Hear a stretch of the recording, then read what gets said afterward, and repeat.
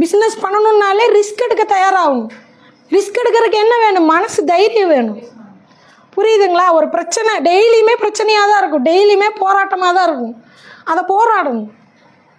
அதுக்கான மனநிலை வேணும். ஒன்றும் நீ பிஸ்னஸ்க்குள்ளே வரக்குள்ளே அந்த மனநிலையை தயார் பண்ணிட்டு வரணும். உள்ளே வந்ததுக்கப்புறம் முழிக்கக்கூடாது. ஏன்னா முழிக்க நேரம் இல்லை. நீ கடலில் விழுந்த மாதிரி முங்கிடுவ. இங்கே நீ டெய்லி போராடியே ஆகணும். ஆனால் அதுக்கான ரிட்டர்ன் வேறு லெவலில் இருக்கும்.